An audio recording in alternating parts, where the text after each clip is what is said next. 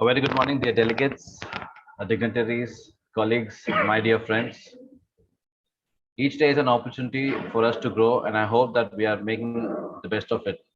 I hope all of you all are enjoying all the sessions. Welcome once again to this day 4 of the 5-day International Faculty Development Program on Research Tools and Methodologies. This morning, we have Professor Dr. Zamberi Jamaluddin sir with us, who will be sharing on the topic strategizing effective writing and publication. So before we listen to him, I request my colleague, Mr. Pradeep Kumar, to introduce the speaker once again. Thank you, Mr. Daniel. Good morning, all. Today, I take privilege of introducing an eminent person and speaker for the first session of today, Professor Dr. Jemberi bin Jamaluddin. Born in Melaka, Malaysia in 1972, Professor Dr. Jemberi bin Jamaluddin has completed his bachelor's in chemical engineering from Canada. He pursued his master's in manufacturing engineering at Malaysia and completed his PhD in control engineering at Belgium. He has got a huge experience in the field of research, and his research interest includes machine tools, cutting process, mechatronics, motion control, controller design, disturbance observer modeling, and simulation. Professor Dr. Jemberi bin Jamaluddin has joined University Technical Malaysia, called as UTM Malaysia, in 2002. From then, he held several positions like Head of the Department, Deputy Dean, and currently he is holding the position as Dean of Faculty of Manufacturing Engineering at UTM. Sir, we are happy to have you here in the FDP. No waiting anymore, let's learn from him. Jemberi sir, the platform is yours. Thank you. Thank you, Mr. Pradeep. Very good morning to all. It's for the nice introduction. I hope all of you could hear me clearly. Yes, sir. Okay, thank you. This is my second time on this platform. So again, I would like to say my thank you to Lendi Institute of Engineering and Technology, especially the Department of Mechanical, for inviting me. It's a great honor to be sharing some knowledge a bit of knowledge that I have on this topic, which is something which is close to all of us doing research, which is with regard to writing publication. Okay, let's start. So I will share my screen. So it's morning there in Lendi. Is normally is it southern part of India or northern part? North Coastal, sir. The North, south part. South part. Okay, yes. okay. I haven't got the chance to Google. Is the name of the city itself, Lendi?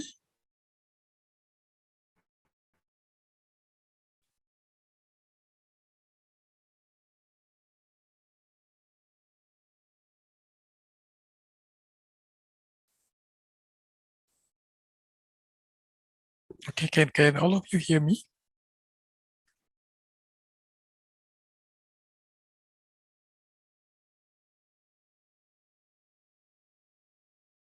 Hello?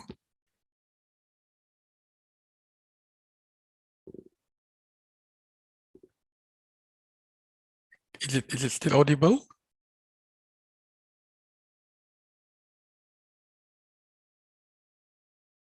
Can I have some signal that whether I'm audible or not, please?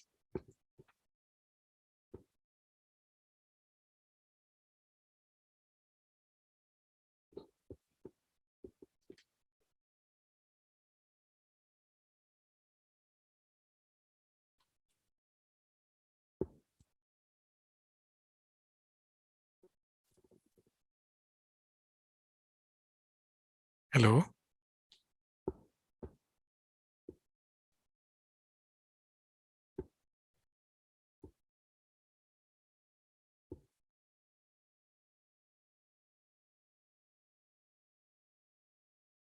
Can you hear me, please?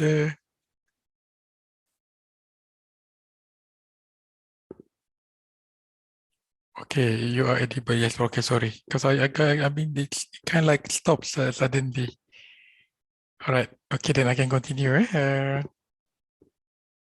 I was just worried that I'm just talking to myself without nobody hearing me. Okay, so let me look at the chat. One moment.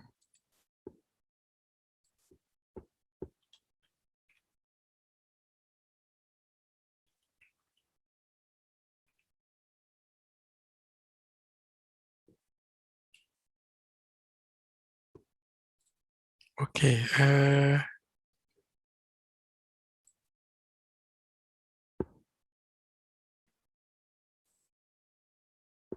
I hope you can see the slides.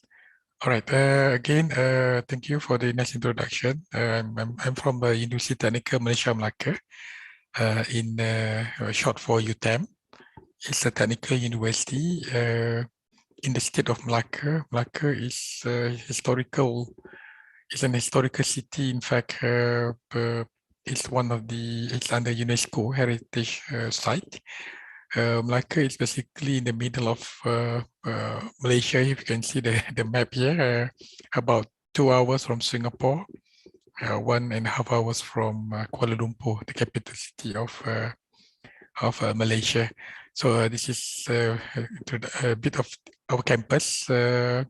Which is located next to the highway, which will connect us straight to the north and the south of Peninsular Malaysia. So straight to the introduction and outlines. This would be the topic that I would cover this afternoon here in Malacca now. It's one. I think we are about 2 hours ahead from India. Okay. The content would be basically an introduction, a bit of backgrounds on the topic of writing. I will talk more about general selection, writing, submission, some of the aspect of reviewing, and maybe some conclusion. Okay. So initial thought. Okay. Basically, before we start, this is something that maybe we could ask ourselves. Being a researcher, I'm sure that most of us are doing some sort of research. Some of us might be faculty members, some of us might be postgraduate students. But one of the requirements as a researcher is to write. Okay, so the question that I'm throwing back at you is that why do we need to write? Okay, can I just do research and that's about it? Okay, so what is the purpose of writing? And what is the motivation? Okay, I hope you could ask yourself about this. Okay, so basically, but the answers are here. Basically,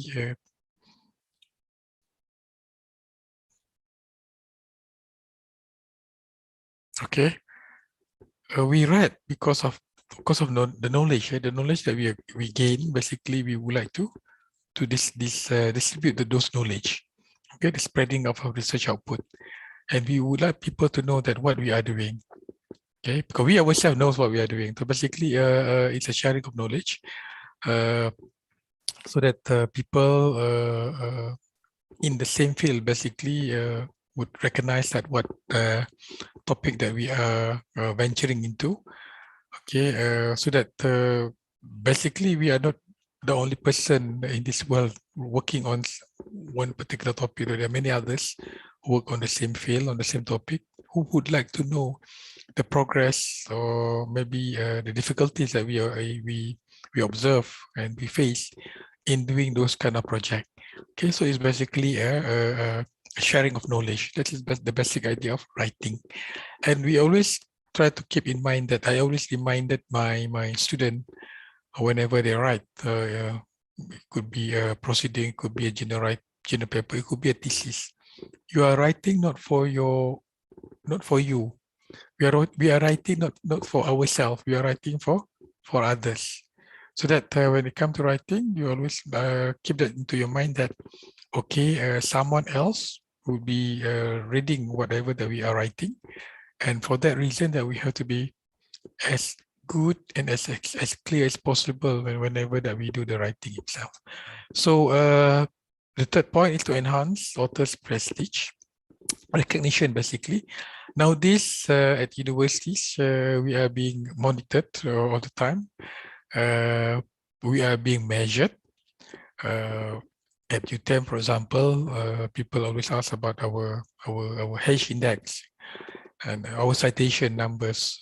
Those kind of things. Those are something that relate to prestige. And one of the things that they use to measure how prestige an author is, or how prestige a researcher is, it's through number of papers that someone or the researcher publish. So in a consequence of that, we help our institution, our universities being recognized in all those rankings that we have. Okay, so there are so many rankings, and the university depend on this kind of a rankings to showcase itself as a university which is strong in research, for example, or in a particular subject matters. So that's how we contribute as a faculty members towards the improving or recognition and reputation of the university or the institute that we are working. And the other part of it is to continue the technical leadership. Technical leadership here means that we have always have mentor and mentee, and the mentor must take the leadership role of upbringing the young researchers, the future leaders in that particular field of research, to be the leader in that field. So this is how this is being done. Knowledge being translated into papers and into expertise in that particular area. So critical review. So critical review is that we will also like to be being able to publish our work and being critically reviewed by others who are expert in those particular field. Okay, so that then when we know that whenever we have a review process being performed, then we know for sure that how good or how well our research are being recognized. Okay, or do we have some limitations in terms of the way that we conduct the research and things like that. Okay, so those are basically the things that, if you could say, contribute to the reason that why we write and we publish. And the last one here is developing an international profile. So we would like to be known, for example, by having this opportunity to talk to the various audience in this research talk, then maybe I will also help myself to be known among other bigger communities in this world. So that's how we as a researcher try to put ourselves in the platform in such a way that people knows our work, people knows that what we have done, and enlarging our network.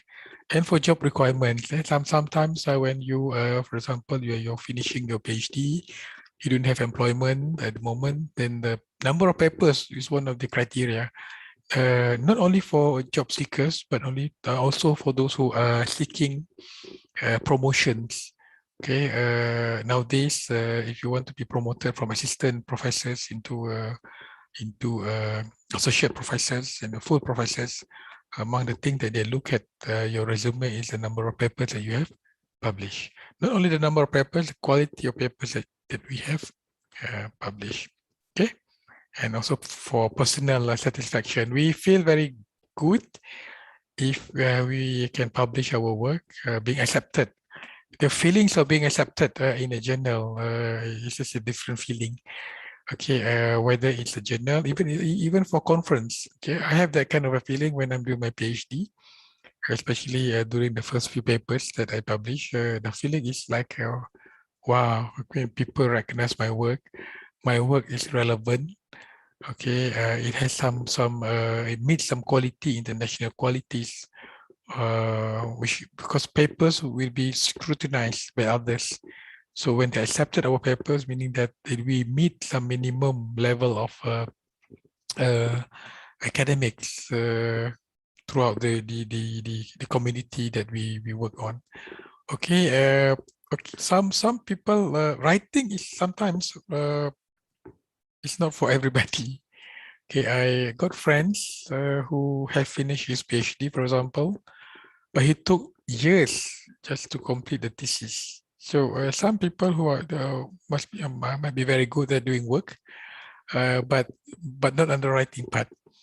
Okay, so that's why we have like people who are strong in writing, people who are forced to write.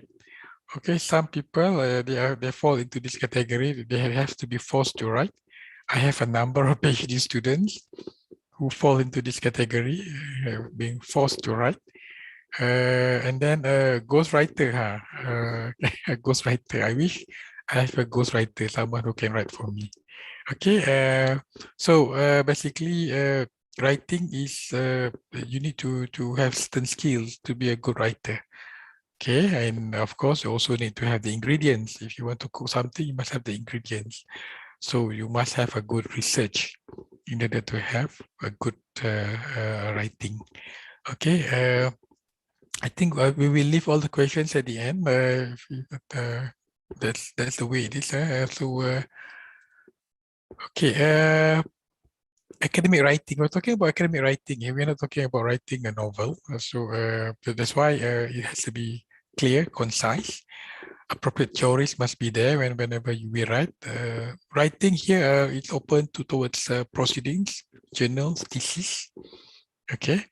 And I will talk about those throughout my presentation this morning or this afternoon here. Okay. Again, why publish? So that people beyond the university, so that people beyond our office, so that people beyond our research group knows what we are doing. Okay, that's a basic concept of writing. Okay, to share, basically to share knowledge. Yeah, to share knowledge. Now, if your research is published, then it does not exist because nobody knows what you are doing. If you're just sitting in the lab, doing your work, you might have very good, or maybe a Nobel Prize kind of a research, but if you don't publish, then nobody knows, and you're not going to be recognized. Okay. Contribution to knowledge. When we talk about contribution to knowledge, normally this is the first thing that people look whenever we submit our papers to journals, to conference proceedings, to our faculty for thesis. Where is the contribution to knowledge? There are a lot level of contribution to knowledge. Long time ago, okay, when people got their PhD, basically the novel level, the novelty level might be much different than now. Okay, so this is something that I got from the literature about basically contribution to knowledge. There are a level of contribution. Basically, we add on to something that that have already been known. It's very rare for us to nowadays basically to come up with something that which is totally new. If you are able to do that, then you might be a good Nobel Prize candidate. Okay, so it gives value and interest to academic in the industry. We're not talking only in the aspect of academic, we're talking about industry because a lot of our researchers work with the industry. So contribution to knowledge also look at the advancement of the current expertise, simulate further research and conceptual consistency, new insights and things like that. So those are the many different levels of contribution to knowledge that we could put on. Okay, innovativeness, originality, novel research, what's new? Okay, what's new? Is it? That's why we have literature review so that we know that what's been done. Okay, on what limitation. So we present new ideas. It might not be a new topic, but we present something, maybe a new ideas, ways of looking at the idea that have been around for many years. But sometimes we could come up with something that try to look at the old issue, but from a different perspective. Okay, something which is unique, puzzling, something that make a difference. Okay, that is basically about the writing part of it. Okay, purpose of academic writing, sometimes, as I told you, as a recognition. And sometimes it's nice if you can get there are a lot of recognitions being awarded by many organizations. Best papers, for example, you can get best paper from conference. Most reviewed papers, okay, most cited papers, and some offers sometimes we can get monetary rewards. Some institution they reward their researchers and faculty members as a means of as an incentive. So maybe if you are able to publish a Q1 journal, okay, a Q1 journal, maybe the university or the institution would give you some reward, monetary rewards. So that could be some incentive for us to write. Okay, other than personal interest of getting known. What type of writing? Okay, we will start about the type of writing here. Conference papers. Normally, there is a different market, different types of researchers who are going towards conference papers. Okay, there are conference papers, there are journal papers, thesis, and so forth. Conference papers, they serve for a unique types of people or researchers. Okay, but not limited to what I am shown on the slide here. It is excellent for disseminating early results. Okay, if you are just working on certain research topics, or if you are PhD students or master by research students who are just starting your work, okay, one of the things that you could do is to publish in conference papers as in conference proceedings. Because of why? Normally, the number of pages is less. The number of scrutinizations that being put on it is less. So it's good that we have this kind of a feeling that this is like a training ground. Okay, like a training ground for young researchers, young students. The young student means that people who are not in terms of age, but in terms of those who are just embarking on the research career.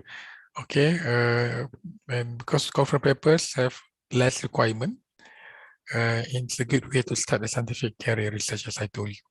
But keep in mind that some conference, okay, which are traditional conference which have big name conferences, they have their own followers, and these followers normally include big name professors. So it does not necessarily mean that the conference papers are limited to those who are just beginning to start their research career. Okay, so do look at these conference proceedings, whereby they have a huge followers, and the ability to be accepted is quite tough. Okay, so if your papers are being selected for conference papers, those kind of conference papers, and you have that good feel factors as a researcher. Okay, and journal papers. I think we all know about journal papers. There's a very quick definition about journal papers. Scholarly publication containing article written by researcher, professors, and experts. So here it's more towards researchers and experts. So the level of content in a journal papers is a bit different compared to conference proceedings. Okay, it's more technical. Unlike conference proceeding, normally in conference proceedings, we put more on the background theory. Okay, so people who read a conference proceedings, if they are not within the particular field, they can still digest, can still understand the outcome or the main purpose of the paper. But if you are, that's not the case for journal papers. For journal papers, some of the theoretical backgrounds are skipped. It's highly technical and being focused more on the novelty or the contribution being put forward by the researcher. Okay, so there are many different types of journals. Therefore, there are many different types of journal papers. Okay, basically, if I can say, normally there are like two research papers, okay, and review papers. Okay, research notes, there's sometimes something like that, research note, but most of it will be research papers and review papers, or technical notes if you're working with the industries. Okay. Review papers. Review papers. This is something which I highly suggest to those of you who are venturing, just venturing into your research. Okay. So this is a good starting point. This is basically it has to be a critical review. Okay, what I mean is that review paper shouldn't be a paper which has islands of reviews. Island of review meaning that, okay, authors A, B, C produce a paper on this topic, on what they found that, and then the next paragraph, author B work on a technique with regard to, so it has to be a critical review in such a way that there is a big analysis on all the work that have been done on that field, a good critically review on what's the advantage of the methods that have been published, in terms of the results, how the results different from all the different methods. So and basically a review papers must have basically it's a lot of pages, of course, more than 10 pages, a lot of figures. But the key point, if you want to recognize a review paper, is if you just by looking at the references. Okay, review papers normally consist between 80 minimum to 150 references. That's a lot of references.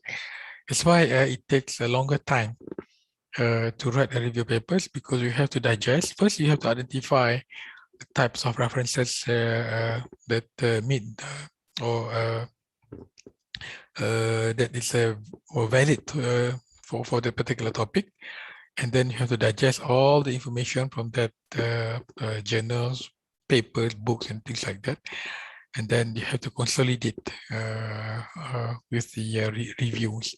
So even though that review paper, that's why a review papers can be, you can generate a review papers without going to the lab, without doing the practical work of it.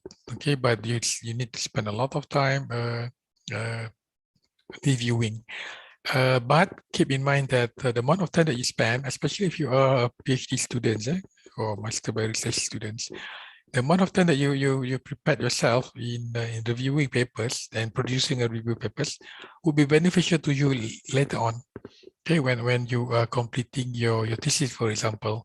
So then you know for sure that what is the research gap.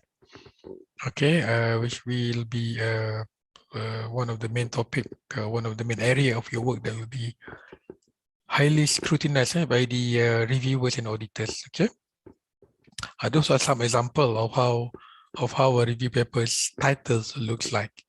Okay, normally there's the word review. Okay, it could be at the end of it, and it could be at the front of it, as the last example shows.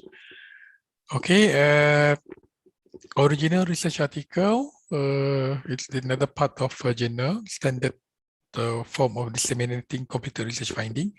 Okay, completed here is that's not necessarily true, and sometimes we might not complete our research work yet, but we can always break our research into parts. So some of the parts we could use as a source of our papers. Okay, does not necessarily mean that you have to complete the whole project before you can write a paper. You can write a paper first when you are doing the review. You can write a paper when you're setting up your test rig, your experiments, and of course you can write your papers when you have your data. And then you have your analysis, evaluation. Okay, so basically, at least you can have like minimum 4 papers if you are, properly strategizing your paper productions. Okay, so this is a typical research paper. Basically, a lot of number of figures, tables, And in terms of references, between 25 is a bit more, a bit too many basically, but 20 I think is still okay. Okay, number of pages of course depends on the journals. So that this but basically about 10 pages. It could be single column or double column. Okay, it's a good way to build a scientific research career. This is a highly technical paper. So this about journals. When we talk about journals, there are a lot of journals out there, and then normally please do check beforehand the journals itself. This is just example that I pick. Or what is the ISSN number or EISN number? Who is the chief editor? Look at the editorial board members. What are the aim and the scopes of the journal? And look at the number of publications, the frequency of publication, okay, per year. And also, don't forget that most of the journals got fees, publication fees. On my talk on Monday, someone also asked me about journals that does not require fees. So you have to look around, basically ask people in the field, journals that free of charge without the publication fees. But the fees could be very, very much, especially when we talk about journal which is open access. Okay, it could cost us quite a lot of money. All right, this is one example. There are a lot of tools where you can find journals. We will go into that shortly. Okay, these are the publisher. Some of the well-known publisher, Elsevier. I think everybody knows. But just looking at the three: Springer, Wiley, Sage, Nature, Taylor Francis, Amaran, Hindawi. So just a sample of publishers that produce good journal. Okay, types of journal. When we work as a researcher, normally we are being monitored in terms of the quality. Basically, when we talk about index journal, we talk about two types of indexing. The biggest one, which is ISI or Clarivate. Nowadays, they call it Clarivate and Scopus. These are two types of indexing bodies that try to give some index to the journals that we publish. Okay, we have open access, non-index, of course. These are journals which is just starting. Okay, it's not a bad idea to publish papers at non-index. It's something like if you are learning to write. Okay, these are the two venues that I would suggest. Proceedings. Okay, try to write in the proceedings. It doesn't cost so much nowadays. You can submit your papers to many proceedings. And also non-index. Non-index is also a good venue for you to learn how to write. Okay, because you can have even though your papers are rejected. Okay, don't feel bad, because if your journals are rejected, you have free of charge feedback from experts on that field. And that is what we want, basically. Okay, so even if your journals are rejected for some reason, they rejected the journals, but they give some feedback. So that those are very valuable feedbacks that we could use to improve our papers, our writing skills, and so forth. Okay, so do keep try to search for the top tier journals. Then try to progress from the lower level journals, lower index journal to higher index journal. So basically, we have two. Web of Science is now is Clarivate. So this is the new one, clarivate.com. You could go to clarivate.com, or you can go to Scopus website, scopus.com, whereby you can have 1,000 lists of papers and journals where you could then filter and find the journals which is very close to your field. Okay, and same like the Web of Science. Okay, you could do that now. In fact, you could go to Scopus and then and find your journal. Okay, this is one examples about scopus. Okay. If you ask me whether which one is the which is better, Scopus or Clarivate, normally they are about the same level. Even though this slide shows that Web of Science or Clarivate is higher in terms of quality. That is the perspective of most of us. Okay, but they are more or less the same. In terms of coverage, Google Scholar has wider coverage. It's not as prestigious as publishing in the Scopus Index Journal or Clarivate, sorry, or Clarivate Index Journal. But it is that way. So if you are able to be published in ISI Journal, normally the quality is higher compared to that in the Google Scholars. But do keep in mind that in order for a journal to be published in Scopus or in Clarivate, they have to start as a non-index journal, slowly go to Google Scholars Index, and after certain times, after certain meeting certain criteria of those Scopus and ISI, then they can come into that group of journals. Okay, this is an example of a Clarivate. You can type the name of journals here if you know the ISI numbers or EISI numbers. You can type them, and you can have a lot of information about that particular journal. Okay, so how do we choose the kind of journal that we would like to publish? Okay, first go to those two websites, Scopus and Clarivate, and look at all the journals under your own field. It could be mechanical, manufacturing, electrical, electronics, social sciences, and so forth, IT and things like that. And then look at their ranking. Normally, this journal, even though they have their indexes, they have the quartile.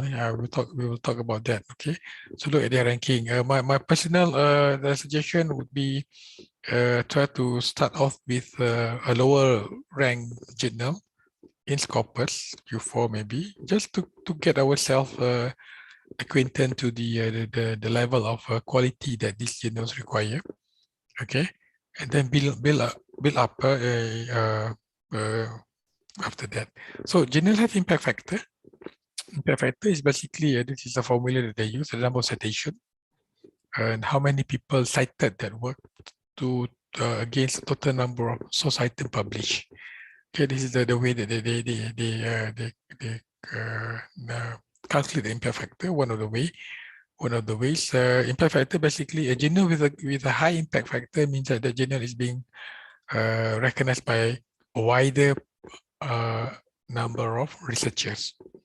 Okay, meaning that the impact is high compared to a journal with a lower impact factor. Then the journal also got ranking, as I told you, quartile, Q1, Q2, Q3, and Q4. So some institution or universities, they recognize researchers that who are able to produce journal papers in journal which in quartile 1, for example. It's difficult. It takes a long time to publish, sometimes about 1 year, with a lot of back and forth in terms of corrections and reviews. Okay. You could search for a Journal Citation Report and JCR. I'm missing a bracket here. Excuse me. That tells you about the impact factors. Okay. So you can find this easily from the indexing website that I've shown you just now in Scopus and also in Clarivate. Okay, this is about quartile. Q1 is basically the top 25 of in terms of the impact factor distribution. In Q2, the next 50, 25 to 50, and so forth. All right, this is JCR and the Clarivate. Okay, and the Clarivate, they have about 21,000 journals. And then if you look at here, you can see the number of journals. You can filter them out. Okay, you can filter them. Also, if you have time now, you could browse these journal citation reports under Clarivate. Okay, you can see the number of the journal the journal's name, the ISN number, the category, the total citation. Okay, this is the journal impact factor. All right, so some journal will have very high, but this depends on the field. Some field traditionally, conventionally, they have a high impact factor. So it is not very accurate for you to compare impact factor of journal of different domain. Okay, for example, what I'm talking about domain here is that computer science might have a, on average, journal which might fall under certain impact factors. But if you are looking at the area in the area of robotic automation, maybe then the impact factor of the journals that come into this domain might be lower. Okay, and same with the medical. Medical normally have a high impact factor. Okay, so it depends on the domain of research, the area that we work. So you cannot simply benchmark one journal with another one of different field. Okay, so this is a good starting point for you to try to pinpoint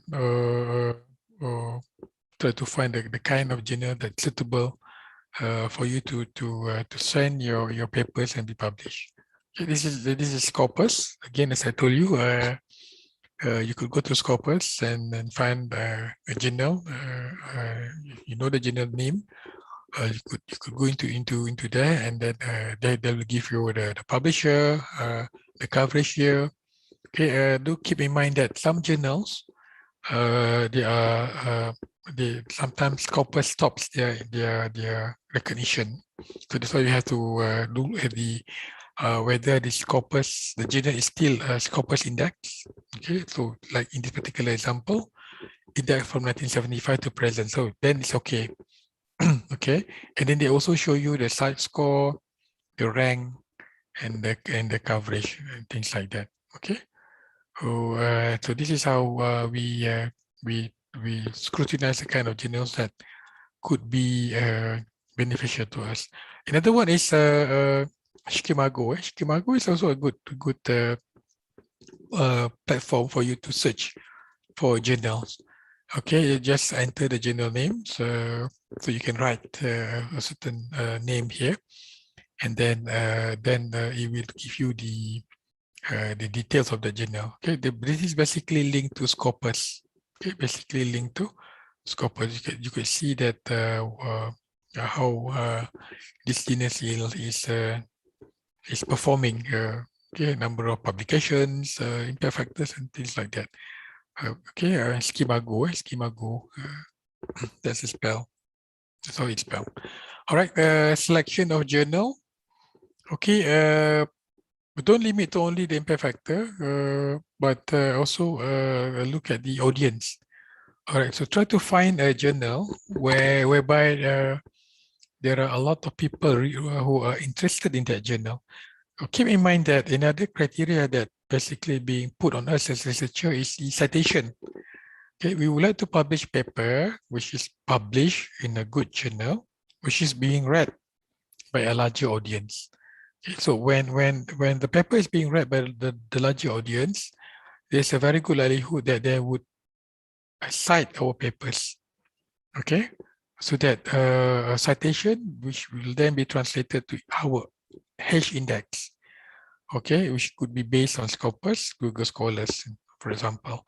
So H index is another way of measuring how good a researcher is. So that's how when we start from the way that we or where we publish our work. So try to find the right journals. Go to those tools that I have shown you just now. Look at the journals yourself. Look at the aim, scopes, and objective. Are we publishing our work in the right journal? Is it compatible or comparable to the kind of work that we are publishing? Okay, so and look at this. What are the hot topics? Sometimes the journal will publish recent articles. So look at the title, whether they are related to our work. Okay. And a good way of looking at or finding is your references. Look at this. Article in your references will likely lead you to the right journal. So sometimes when you do your literature review, it's a good thing that you got your references. Okay, go to that paper, go to the particular reference, and then when you are in that paper, in the reference paper, you will be opened up to another references used by that particular authors. So that's how we identify the kind of journals that people have published in the area of work that we are doing. I hope you got me here. Okay, so whenever you write a paper, it could be a journal paper, conference papers, it doesn't matter. Your references, pick few, okay, from your reference list, the main papers, and then go to that paper, and from that paper, look at their references, in that particular paper, and that will open up a lot more information about journals which is publish your work in the area related to your field. Okay. And please, that's a kind reminder that do not submit your work to more than one journal. Okay, that is not ethical. That's not allowed, and that's not ethical. Okay, general strategies. Let's put all here. Okay, when we talk, because writing is not easy. I'm repeating this again. Writing is not easy. So we would like to write a quality research output, because we have spent a lot of time in the lab doing simulation.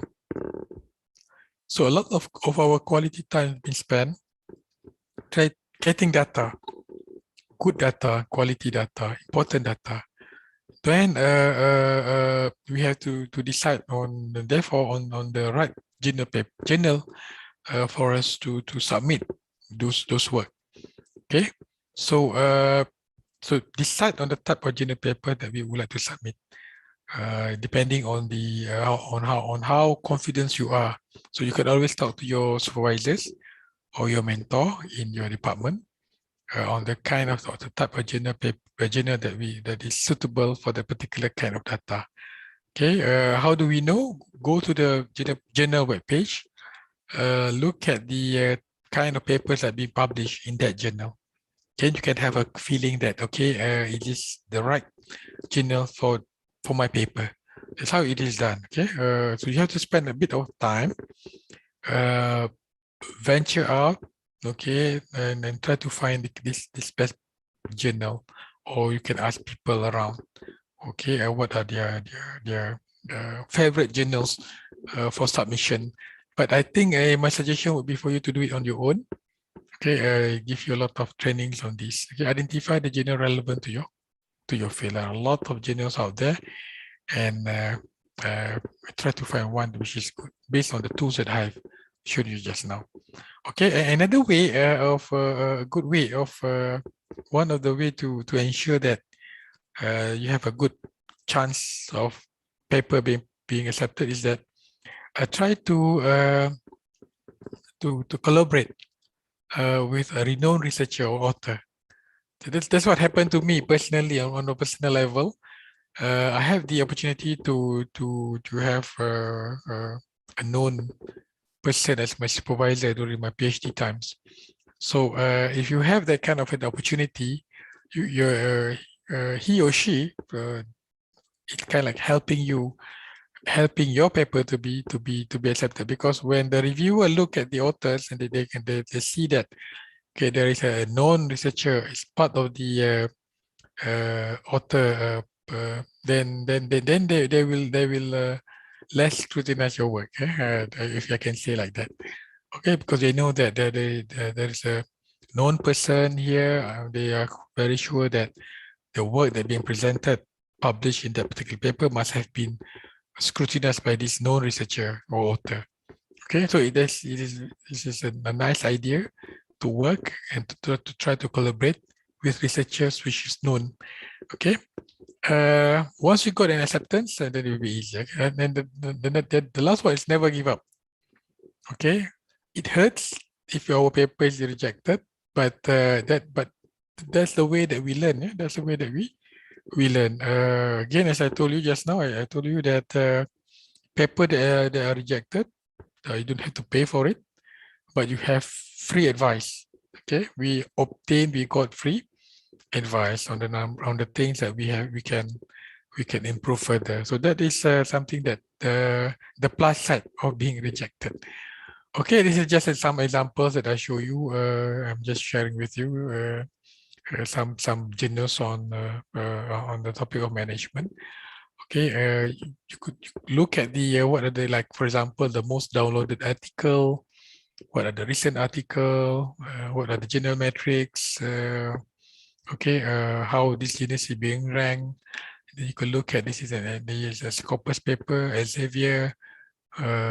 What are the requirements that you could find in terms of publishing in this paper, in this journal? This is another one. Okay, well, same thing. This is also another one. This is from Scopus. If you go to sources, you could search for a particular journal. You can also search for authors. If you want to find authors in a particular field, okay, and you can also do that. All right. InDesign is also another publisher, which I didn't put in the slide just now. You can look at the editor-in-chief. Okay. Sometimes this also give a factor in terms of people publishing in that particular journal. Sometimes some researchers, they look at who is the editor-in-chief. Is the editor-in-chief someone who is known in that field? Okay, and also important for us to look at the subscription price. This is a subscription, also publication price, fees. Yeah? Okay, Scopus, whether it's Scopus index or not. Okay, quality of your idea. Is it new? Is it interesting? Okay, is there anything challenging in your work that you would like to share with the others? Okay, is the work directly related to current hot topic? Because once you know the hot topics from the first page of the journal website, then you know that, okay, I'm working on this area, on this topic. So my probability or chances of my paper to be accepted will be more, because that's a hot thing, the hot topic that is being talked about. So if you're working on that particular topic, then you have a good chance of being accepted. Okay, have you provided solution to any difficult problems? Let's say if all the answer is yes, then you can start preparing our manuscript. All right. So I basically until now this is kind of like a background that I'm sharing with you about what are the kind of things that you should know before you start writing. Okay, what the kind of journals that you should publish, and what to look for in terms of the journals, the indexing tools that they have, Scopus, Clarivate, and things like that, Quartile, and so forth. So if you done some good work in your lab, okay, and you have good data, and you know that there is a contribution towards knowledge with the data that you are trying to present, and then now we can start writing. Okay, so tips in writing. I'm outlining a few here. Have a strategy. Well, what does it mean? Have a strategy. Some people they work best in the morning. Okay, some people work best at night. Okay, when the time that when other people are sleeping. So choose your right time. Choose your right time to write. Some people can write in a noisy place. Some people can only write in a secluded place, a place which is quiet. So try to find the traits that best for you to write.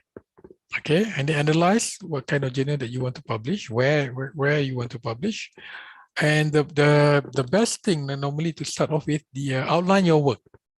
Okay, outline meaning that try to have a brief outline of what you want to present. Okay, then get valuable feedbacks. Set the target. Target meaning that when I want to publish. Okay, write with others. All right. It is very rare for people to write on their own with only one author. Okay, so write with others. Why? Why we are sharing with the others? We are sharing because the others could help us in terms of improving the way that we write. Okay, the more people, so I'm not telling that the more it's better, but there should be some limit. Don't have like 10, 12 number of authors writing that particular papers, but that will invite a lot of question marks. Okay, write with others. Make sure that they contribute to the papers. Analyze reviewers' comment. Of course, when we submit our paper to journal, there will be a lot of comments, and this can be back and forth between the reviewers. Be resilient. Okay, don't give up. Okay, don't give up. Once you receive like a major correction, a major comment from the authors, from the reviewers, take it with open heart. Do the corrections, or try to answer those comments with open heart. And if you could do that, basically the reviewer will be very happy. And after maybe few reviewing process, your paper will be accepted. Okay, so if you write a journal, so what should a journal contain? Okay, this is I think should be very helpful to those who are new to writing. Okay, I think I have this question last in my first session. All right, someone asked me about what does a journal, what a journal should contain. Okay, first title, of course, right? There should be a title and there should be an abstract. We go into the detail of this in the next few slides. What are the introduction, methods, result, discussion, conclusion, and acknowledgement and reference. These are basically a compulsory item that should be in the journal. Okay, all right. So when you write, okay, these are the things that must be in your paper introduction. Okay, the title is not here. Okay, normally the title comes last. Okay, normally the title comes last. Then after you have done everything, then you will try to get the title right.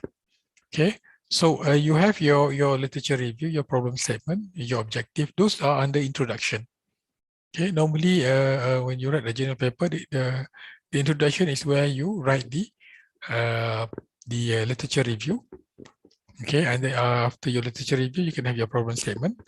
Literature review, when you do your review, it tells us about the research gap. Okay, so from all the journals, all the papers, all the books that you read, it tells you the research gap. Okay, that's why your literature review must be a critical review. Okay, so once you completed your literature review, you have a very clear mind. Okay, what people have done in my area, what method they have used, what are the area in which that I could further improve. Okay, that is your research gap. That's why you come up with your problem statement. Okay, that's how we come up with our problem statement. From the problem statements, we could then churn out our objective. That's how we obtain our objective. So the words that you write in your objective must also be somewhere in your problem statement. Okay, so that's how we obtain our objective. Normally we have like, if you are writing a thesis, basically like 3 objectives. In a paper, if you are writing a journal paper, it could be only 1 objective, because papers normally is very specific. So maybe the objective is to present a design on something. So there's only 1 objective, but that objective comes from certain problem statement. Why you need to design that? Why you need to do that? I need to do that because the problem statement said that. So the literature review performed, there is a gap, research gap in this particular area with the current design, for example. And then from the objective that you have set up, you know the methodology, how this objective is to be met.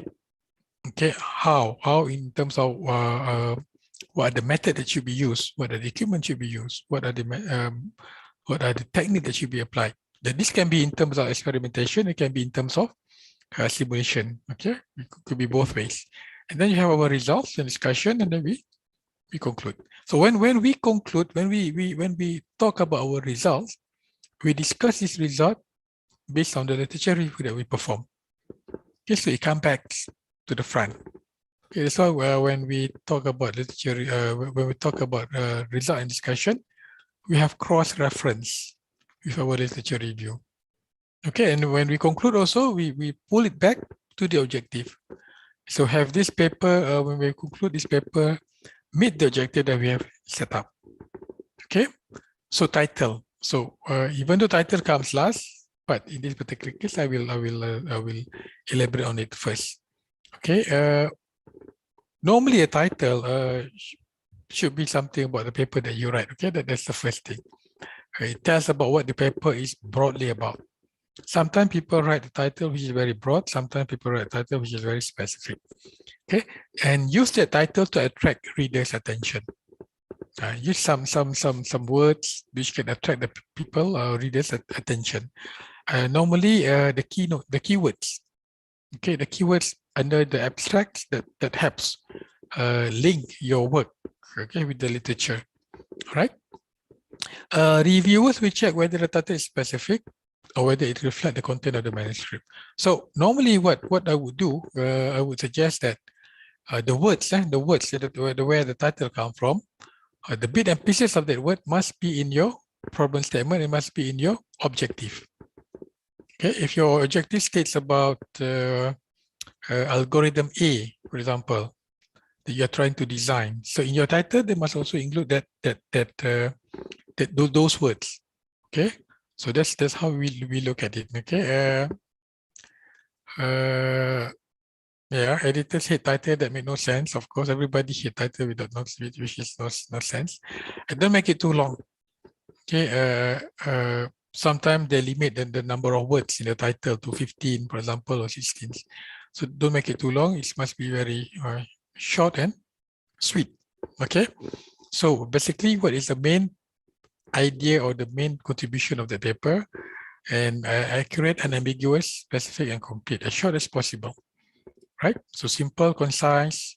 Describing the studies must be attractive because we want to. Because first people will look at the title, and then they will look at the abstract before they decide whether to read the paper or not. Those are the sequence. The title will be the first one, abstract will come second, and then they will decide whether they have whether it's worth their time to read the full paper. Okay, avoid abbreviation, phrases, and things like that. Abstract. Okay, this is another part whereby normally as a reviewer we will try to scrutinize on it. Okay, specific question. When you write your abstract, after you write your abstract, try to ask yourself whether you have this information in the abstracts or not. What was done? Okay, what was done, which basically is the content. What is being done? What is being presented? How or why was it done? Why? Okay, this is your problem statement. Okay, what was done? It's basically your title. Why was it done? It's basically your problem statement. How was it done? Which is your methodology. What method do you use? What main equipment do you use? What software do you use? Okay, these are the methodology. What was found? That's the results. Okay, what was found? That's the. So in your abstract, you must have results. What is the main results? And what is the significance of the finding? That's your conclusion. Okay, that's your conclusion. So this is the 5 things that must be there in your abstract. Okay, the abstract normally is constrained to a certain number of words. So that's why make it short. Have all these things. Your title must be there in your abstract. Problem statement, methodology, results, key findings. Okay, when you report on your key findings, make it quantitative. Okay, quantify your finding. Do not put a statement such that it was found that method A produced better result than method B. Okay, avoid those kind of statement. Better. You should rephrase it in such a way that The result shows that method A improve the performance of the systems by 20% compared to method B, or something like that. You have to quantify your finding. Okay, and then sometimes also in the abstract, they also put a future recommendation. In the future, it is recommended that an additional element being considered in the modeling, or something like that. Okay, so that's how abstract is being put. This is basically like a guideline, the number of sentences that you should include.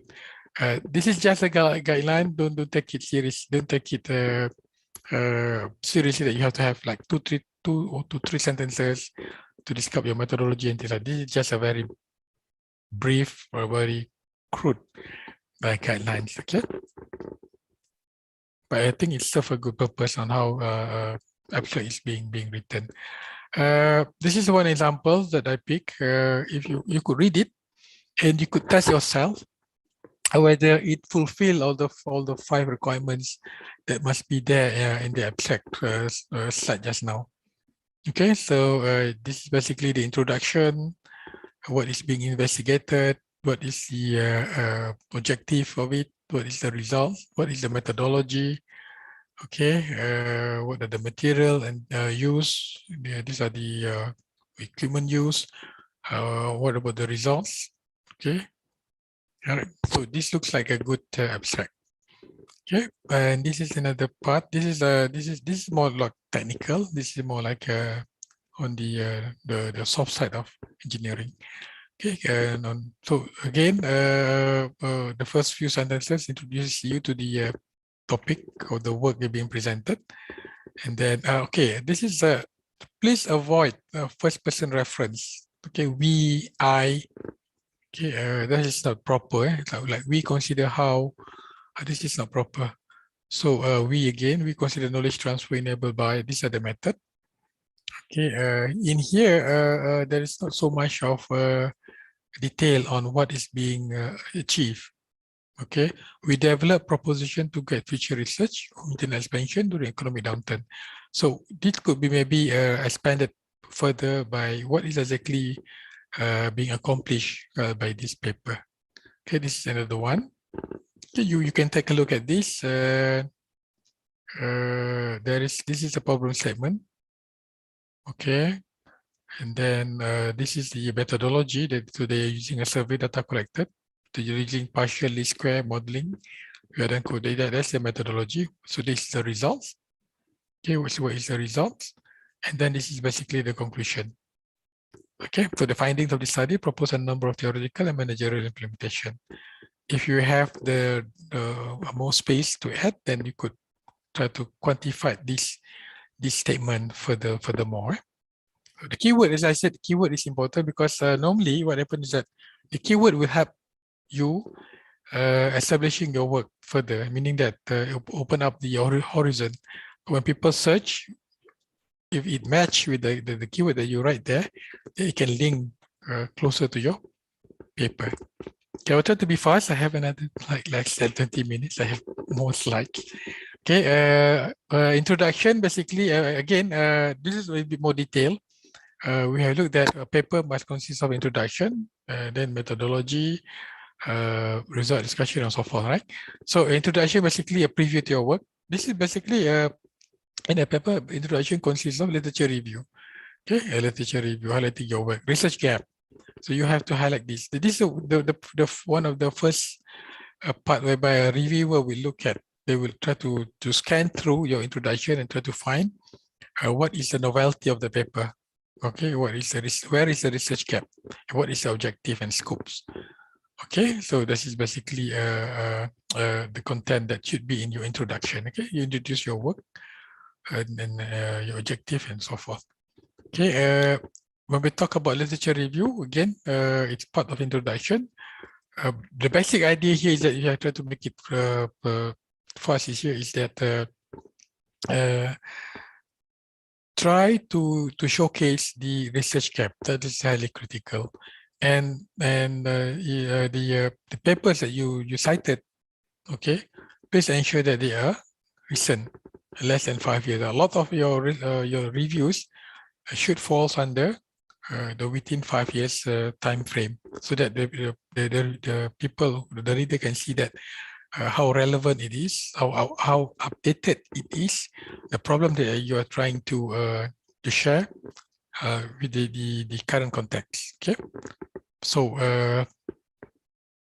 theories, key literature. Sometimes you can pick papers which is like the key papers for that particular field. It might be a paper which has been like published like 20, 30 years ago, but there is a paper that everybody is referring to. So that can be included in your literature. Okay. So you ask yourself, what do you already know? So this is the current state of knowledge. Existing theories, any inconsistencies, any shortcomings. This is where we try to identify the gap.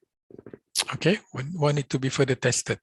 Okay, this is where we try to identify the gap. What evidence is lacking? What is inconclusive? You can find some papers that maybe give you indicator that the work is inconclusive. Okay, why there is a need to further study this. Common weakness: research question is not clear, objective is ambiguous, and hypothesis is just too big. There's no justification, does not provide benefit. What is a benefit of doing that studies? Okay, scopes are not described and sufficiently defined variables. This is a bit more details about the conceptual theory question. What is already known, as I told just now. How do we know what we know? Okay, what are the assessment, inconsistencies, the shortcomings? So what contribution can be present in the studies? What are we contributing? These are some of the words, examples of words that could be used when we talk about problem statement. Like similarly, author, you find that, okay, and this is supported by, this is some of the nice words that we could use when we are writing our papers, okay. In addition to the work of Siva Rao, okay, it was found that, and this is consistent with the previous work of Silas, okay, and also authors A found that, something like that, okay. So this is some examples whereby we could use in order to write the introduction. This is another one that I got from the literature. This word, and they are nevertheless, okay, found that, okay, supported by. On the other hand, this is the kind of thing that brings some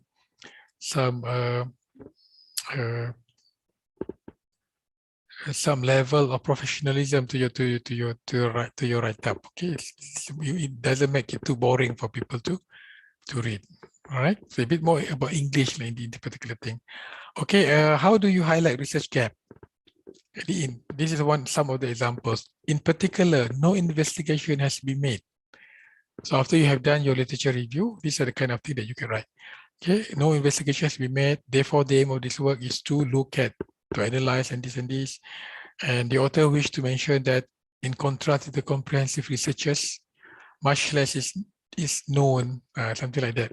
The objective of the study is to do this to the best knowledge of the authors. They have not been applied to date, or very few studies on this particular field are available in the literature. Okay, these are the kind of thing that you could use, the kind of statement that you could use to highlight the research gap. Purpose of writing, this is normally the last part of your introduction, where you try to highlight the objective of your work. Okay, the objective of this paper, the objective of this paper are to what? This paper critically examine if this is a review paper. Okay, the significance of studies, this is some of the words that we could use to highlight the significance of studies. So the current studies contribute to our knowledge by how? Okay, the contribution of the studies is obvious and the resulting outcome. Okay, so things like that. Common weakness. Common weakness is something that which is missing. Like there's no clear indication of research gap. Okay, so what contribution is being made? That's not very clear. Not enough is yet known about the topic. Do not provide ideas for generation of new knowledge and no conclusion drawn. Okay, there's no research gap being drawn. Okay, methodology. To cut it short, the methodology is describe the whole methodology. Of course, you must mention what the method used, what the equipment used, proper referencing if the method is already used. If you are continuing with the existing method, make sure that you refer it properly. The basic idea about methodology is that, okay, this is the most important thing. People who read your methodology must be able to duplicate that kind of experiment, simulation, and having the same results. That's how your methodology section should be. Meaning that all the details are listed.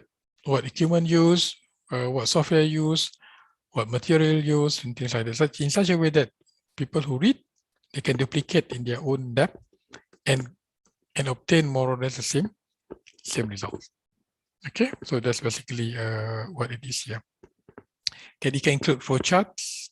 Normally, methodology has a flowchart so that people know that what are the steps, how it flows, the first step, second steps, and how it is being done. So normally it consists of a flowchart, figures about the equipment, right? Basically, in the past tense, because you are explaining what you have done. Okay, what detail all the results. What is the sampling frequency used? Okay, what is the time period used? Right, to those kind of thing. Result. Okay, result must be clearly presented. Okay, whenever you presented your work, whenever you are using, especially when you are outline your result in terms of graph, make sure that the graph are clearly constructed. Okay, all the axes are labeled, all the data are clear, and all details are mentioned. Okay, because if you present results or tables which are not complete and not clear, then readers could not very well accepted your conclusion and your result. They cannot appreciate your work well. Okay, if your results are not that clear. Okay, appropriate method, clearly stated objective, research design, technical merit, and things like that. Okay, it must be relevant to the research objective. So as I told you just now, your results must be tallied to your objective, because this is at the end of the day. Okay, your result try to confirm your objective whether it is being met or not. Okay, and you can also cross reference. You can also based on the result presented in this paper, it is shown that it is comparable to the same observation that been presented in the work of Kumar, for example. Okay, there's a sort of cross-referencing, which means that you correlate your result with other work of other researchers. Okay, appearances count. So again, as I told you, don't crowd your figures. Normally in one graph, there should be at least like maximum maybe 3 data sets per figure. So don't crowd them all in good scale. Okay, so that people can easily understand what being presented. Use color only when necessary. Okay, and only when you try to distinguish between 2 different data, and then you should use your color, and then you should use color. And do not include long and boring tables. Okay, try to convert tables into something which is meaningful to the readers instead of using tables. Okay, don't use the two which describe the same thing. Sometimes you have prepared a figure, but the same data is being also presented as a table. So don't duplicate it too much, right? Discussion, okay. And then another thing, when you work on your journal or your thesis or whatever, always discuss your results. Okay, do not just simply state what is obvious from your graph or tables. Okay, discuss why it is like that. Why is it the trend upward? Why is the trend downwards? Why there is a data which is outliers data? Okay, so discuss on that matter. Okay, whether they can be related to the technique that you use, all right, or the parameters that you recorded. All right, to try to discuss it critically, And what is like, for example, what question remain unanswered? So what is next? Okay, I don't use these words like high, better, less, exceeding. These are something which is abstract. Quantified your statement. Improved by 10%. This is 95% of the results, something like that. Okay. Cross-reference, quality of arguments. Answer the research question again. When you talk about your research, must answer your research question. Unexpected finding, report them. What is the new knowledge here? Any discrepancies? Okay, this is some of the examples that we could also use in our writing. Surprisingly, no different were found. It is somewhat surprising that no was noted. This is the kind of discussion that we could use, okay, in the way that we read our journal. There's also a lot more others that I am sharing with you. Okay. Conclusions. Again, conclusion must be based on your objective. What is or are the main findings? Be quantitative. Again, be quantitative. Cross-reference, so that you could strengthen your argument that the finding based on the work that has been done or be presented in this paper is highly reliable. Okay, because you cross-check your finding with papers or journal that have been published. Okay, and recommend some future recommendation. Order from most to less important is how we number the conclusion. In paper, normally it is just one short paragraph for conclusion, but in thesis, then you have like more pages, and normally you align them according to your objective. Okay, so objective 1, objective 2, objective 3. So your conclusion must be based on your objective. But in paper, since normally a paper consists of one objective, then normally your conclusion will be fixed on that particular objective. Okay, this is an example of conclusion, summarizing your work, recommendation for future work. Okay, meaning that there is more work that need to be done in this particular field and things like that. Acknowledgement, don't forget people who have helped you. Don't forget your lab engineers, lab technicians, people who support you in writing. So there's sometimes people say that people who make you coffee during your writing can also be put into your acknowledgement, but that I leave it to you. Okay, so references, sufficient number of references up to date. As I told you, most of your references must be within 5 years. Avoid excessive self-citation. Please avoid it. If you need really need to self-cite yourself, limit it to 1 or 2. Okay, and style and format. This is important. So make sure that you are working on the right template, the right format of that journal. Direct and short sentences. Be coherent. Clarity is important. Okay. This will dictate the way that the reviewer approach our papers. Okay, and make sure that we don't have any typing errors. English is good. Okay, and those kind of thing. All right, clearly organized, and peace of mind when you read. So hopefully we can have we can complete our papers. We can submit to the journals, and the editors, then can proceed to pass it to the reviewers. Okay, so no duplicate submission. To just submit to one journal. Don't submit to more than one journal. Acknowledge those who need to be acknowledged. Identify all the co-authors. Don't leave out any co-authors. Okay, original research, not rewritten version of previous paper. Maybe you have published a paper, you just the same paper, but you rearrange it and somewhat, you return it, then that's not ethical. Accurate result. Okay, accurate results. No interpretation. Many papers are rejected simply because they don't fulfill journal requirement. They don't even go into the reviewing process. So don't fall into this trap. Make sure that you are submitting your papers to the right journal. As I told you just now, look at what are the scopes and then of that particular journal. Look at the kind of papers that have been published in that journal. That gives you some indication about, okay, I'm submitting my papers to the right journal. Okay, and sometimes it's a good idea that cite papers from that journal. Okay, sometimes most of the time the journals like to do that. Okay, because they want to improve their impact factors. All right, so sometimes you can include a cover letter, but most of the time they don't ask you for that. Okay, pay attention to detail. Always cross-check your work. Consider all the reviews. English, presentation, take your time with the revision, acknowledge those who have helped you. Okay, evaluate your own manuscript, ethics, something that you could ask yourself. Readability, is it clear? Once you have completed your writing, pass it to your colleague and ask this kind of thing. Ask whether it's readable. Do him or her understand what being communicated?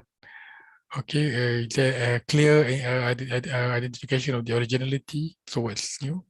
Credibility, conclusion is valid. Methodology, is the methodology robust? Can it be validated? Can be replicated? Is it honest? Okay, applicability internationally. This is best if you could have international co-authors. Rejection, some paper being rejected before review. This is before review because it does not fit the scope of the journal, as I told you.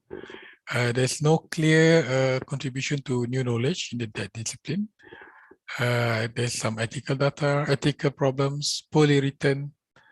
Okay, prepare according to the general guidelines for presentation.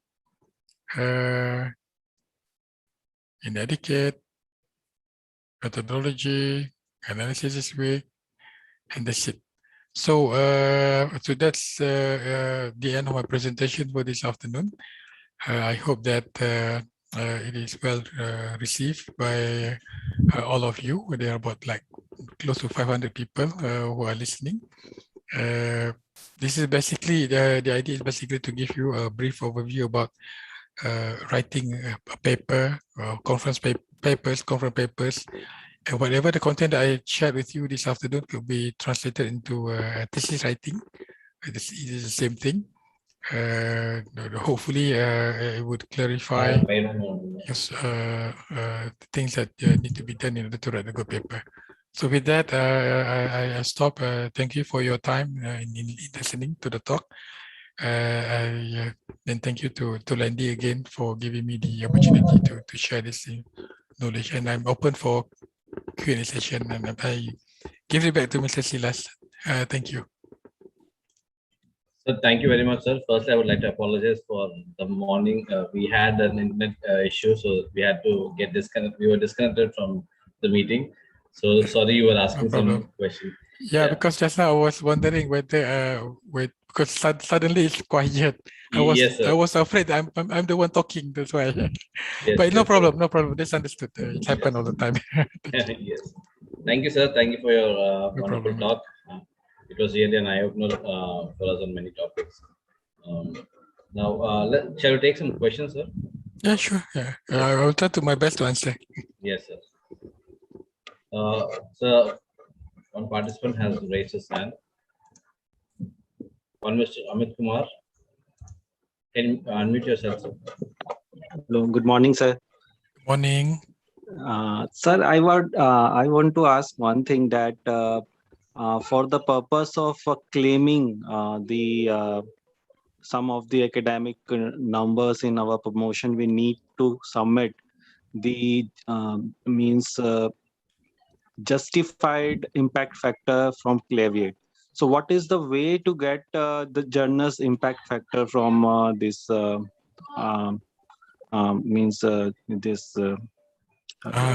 as a proof that the impact factor of the journal is yes. I think I've shown you in the slide. Let me you can share back the document. Let me see. Where is it?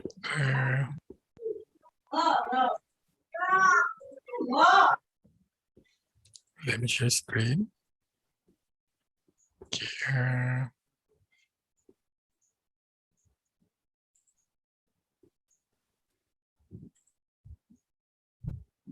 Okay, you can go to Clarivate or you can go to Scopus if it is Scopus based. Okay, if you go to Clarivate, then you have this kind of a view. Okay. So you can find the journal, right? And then you can go to this is the journal impact factor. So that's how we normally prove that, okay, this is a paper that I have submitted to this journal, then this journal has an impact factor. Okay. Or you can, another way of doing that is, but this is for Scopus. Okay, you can write your journals here. You can search for it. And then this is a one type of journal. That's the publisher. And then from here, Schema Go will tells you, okay, this is a journal which has H index of 23. And then it is in that area. Discontinued, for example, this journal is discontinued in Scopus as of 2020. So don't, for example, okay, then you can decide whether you still want to publish in that journal or not. And then these are the quartile. Quartile is SGR. This is the impact factor. So in 0.283, for example, citation numbers, and quartile is also here. Wait a second. Oh, this is for Scopus. Okay. But for Clarivate, you can go to Clarivate. Let me see.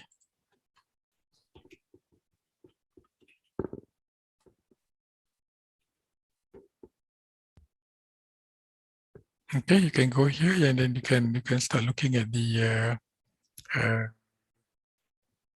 I'm not so familiar with Clarivate, okay, but it is the same way that the people look at when they look at their citation as a profile citation. Okay, you have to log in first in this particular case, but it is similar to something that I have shown you here. Okay, did you get me? Yes, sir. Yes, sir. That's the way normally. In my university, we just the minimum is Scopus. That's why normally our staff will go to Schema Go or to Scopus itself to look at the impact factor and things like that, or the quartile level. All right. I hope. Yeah, I hope it's sufficient for you. Yes, sir. Yes, sir. We have another question from Aradhana Raj. Can you please unmute yourself? Good afternoon, sir. Good afternoon. Sir, I am very confused between index, journal, and publisher. So, can you please explain all that with examples? What do you mean index, journal, and publisher? And publisher. Publisher. What kind of example do you wish to have? I am not able to specify between like Springer, Elviser, and Scopus, ABCD. Like I am very confused with all that. Okay. All right, no problem. Okay. Springer is the publisher. Okay, let me find the slide just now, so that it will be easier for you to understand it. Let me see.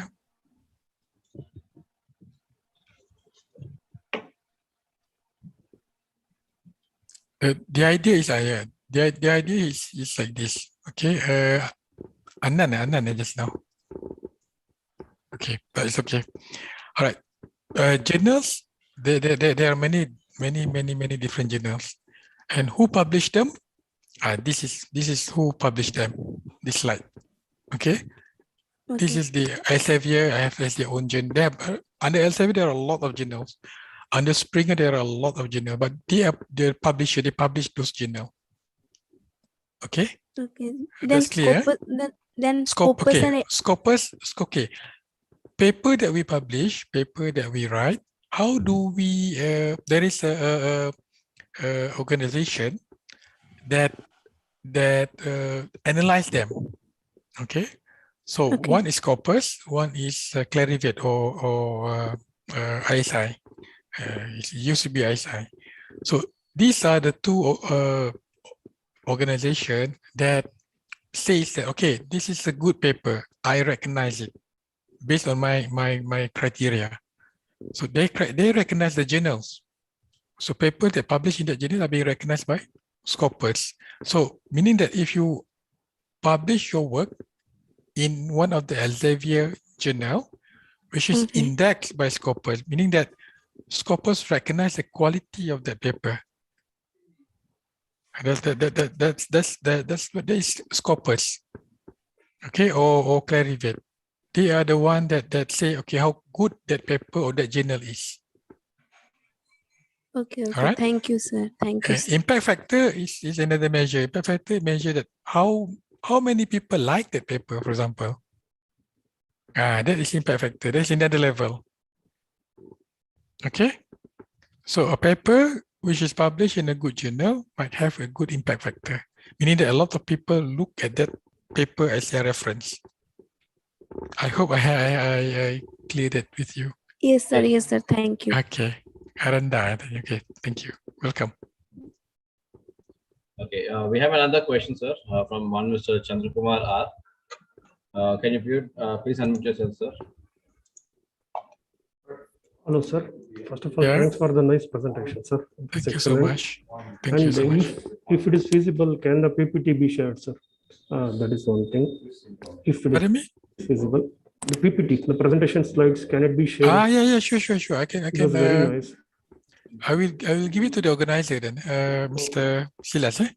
Yeah, One more I thing is that, yeah, you talked about to go through the journal homepage to see the interest. So that can you just brief once again, sir? Because based on that, we should also plan, right? the standard. Based on interest of the journal, we need to plan. Okay, select a suitable journal. Yes. Right? Okay, sir. Okay. Yes, because every journal have their own market, their own scope. So we have to tally our area of work with the right journal so that we are publishing in the right journal. Sometimes what happens is that when we send the paper to a journal which is not in the right scope, that's why they rejected our paper. Not because our paper is not good, but that's not the focus of the journal. So the best thing is that first is if your colleagues who are working in the area, who has published many times in the particular journal, then you know. Or you can go to that, you can search using Schemago, Scopus, Clarivate just now, and look at what are the kind of papers being published in that journal. That gives you some good indication. Okay, this is a good journal where I can send my papers to. Okay. Okay, sir. So we have some questions from the chat box. One from Mr. Arun Kumar. It says, in which part of the research paper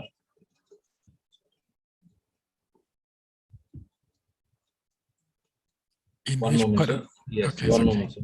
No problem. In which part of the research paper the implications about the research paper should be kept? The implication. Yeah, Of the research implications of yeah. I don't quite understand. The implication of the research paper. Implication meaning, okay, if I understand it well, the questions, I'm just afraid I got it wrong. It could be in the result and discussion. Okay, if you have results, then where you discuss it, that is where you can highlight what is the implication of that results in the area of work, how it changed maybe the direction of research in that particular field. Okay, maybe you as a researcher you found out that okay, this is the material which is well suited for that particular application, which had not been considered by different researchers before. So you could make that statement in your discussion and then strengthen it out in the conclusion. If I understand the question Yes. as it is. Yeah. One more question, sir. How do we identify and avoid fake or mirror journals? Okay. Of course, there are a lot of people who try to take opportunities because they know that we as researchers need to publish. So there are like fake journals. So what you could do is that sometimes the journals names are very close to one another.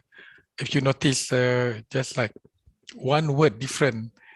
But there are also cases where it's almost exactly the same. So the best thing to do is that you go to Scopus, you go to Clarivate.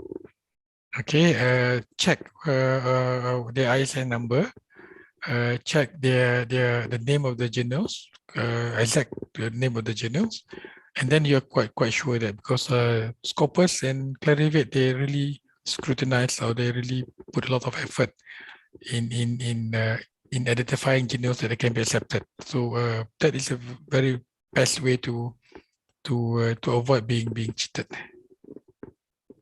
Okay, okay, sir. Thank you, sir. No problem. And we have another question, sir. Okay.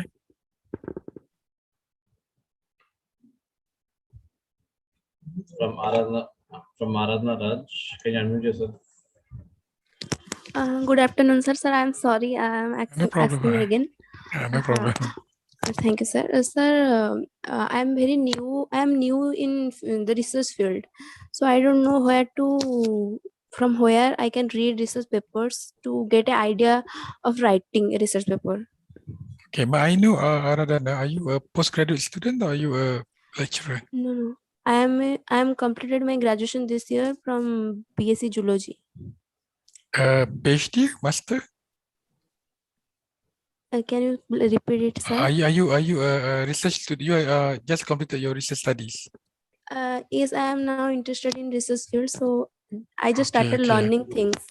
Okay, no problem. So you want to, okay. This is the kind of thing. Normally, when I first did my PhD a long time ago, almost like what, I have more than 10 years ago. The first thing that you should first try to first is the title. At least you have you know the area of work. You know your area of work, Radhana, right? Yes, I am. Yeah. I'm thinking to change my field. Like I want to try in management. Okay, no problems. I changed my field many times. From no problems. Okay, if you are now in the management, you are going to toward management, then you look at if you're working, right? If you're working, and then you are doing management, and so look how your research activities could complement your work.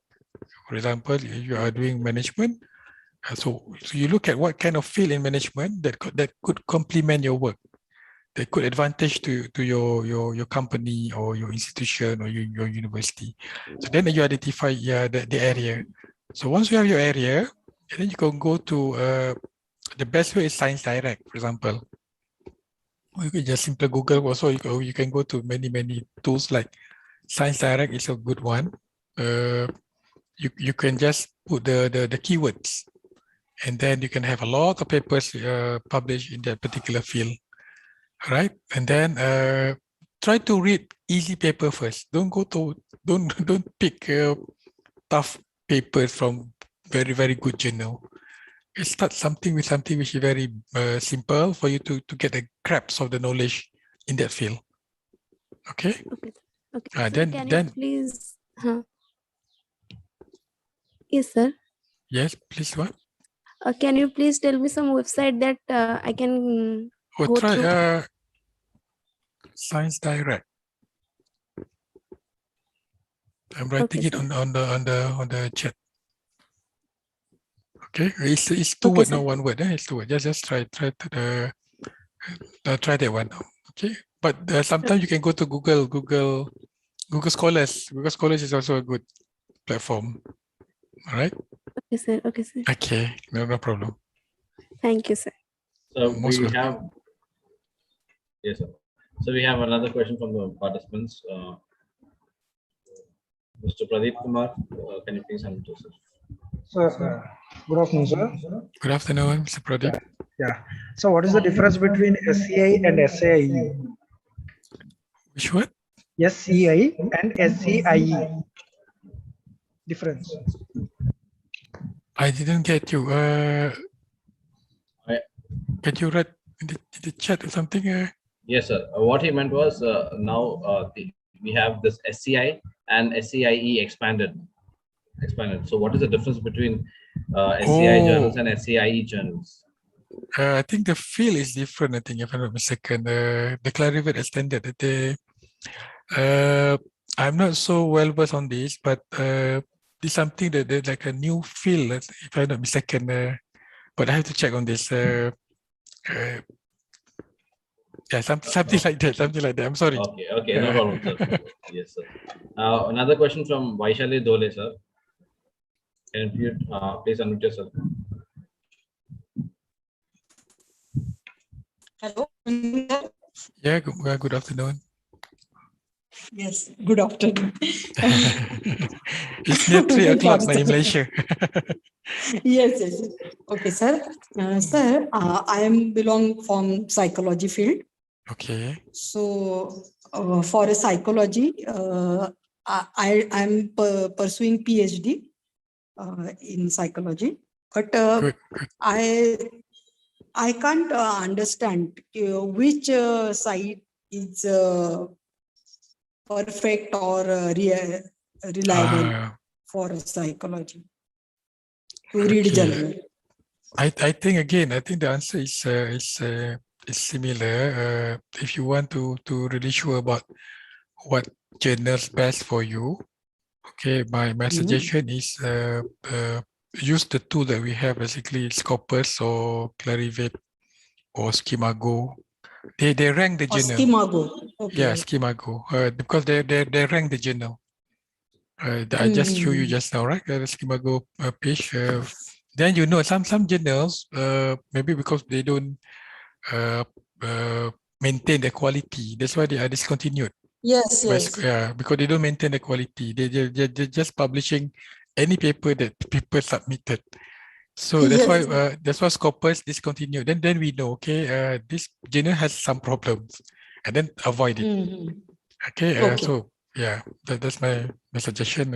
Because this sir, is- I read some paper, so I can't find the gap in a paper because the result is I show the result is same result. So Sometimes some papers, if you look at their copy or introduction, fake. no. Some papers, when they present their work, they have their research gap initially, but then they have their results.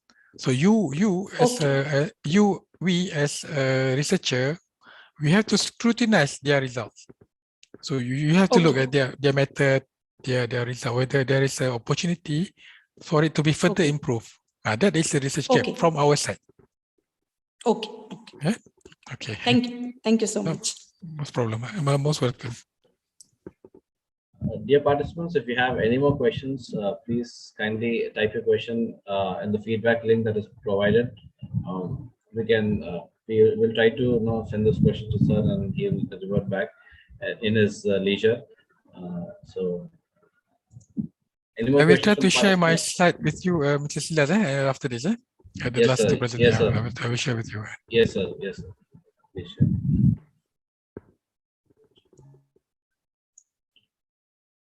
So thank you very much for your talk, sir. It was really knowledgeable. We were able to learn so many things. Happy to hear that. Yes. Indeed, we are blessed to have you, and thank you very much, sir. Thank you so much. On behalf of myself, I would to say thank you to you, Mr. Silas, and your department, and also Landila as a general, for giving me the opportunity to share whatever knowledge I have. I try to answer them as best as possible. I hope everybody learned something this morning and this afternoon, and also learn from you guys. So all the best, and thank you so much again. We really appreciate it. Thank you. Thank you very much, sir. Thank you. The participants, few announcements. The feedback link has been posted in the group, in the chat box, Zoom chat box. So kindly please fill the feedback form. If you have any questions regarding the topic, you have an option to write down the question in the chat in the feedback link. We will try to get back to sir, and then he will revert back to us. And now we'll take a break for lunch. And today we'll have another session in the afternoon by Mr. Jishan Ahmed. He will be talking on the topic Introduction to Typeset. It's a software where you can use it for typesetting of your paper. So please join us in the afternoon. The session will be at 2 o'clock. Please note it's not at 1:30, it's at 2 o'clock. Session will be at 2 o'clock. Please join early to avoid any kind of inconvenience or any technical issues. Thank you very much. See you in the afternoon, everyone.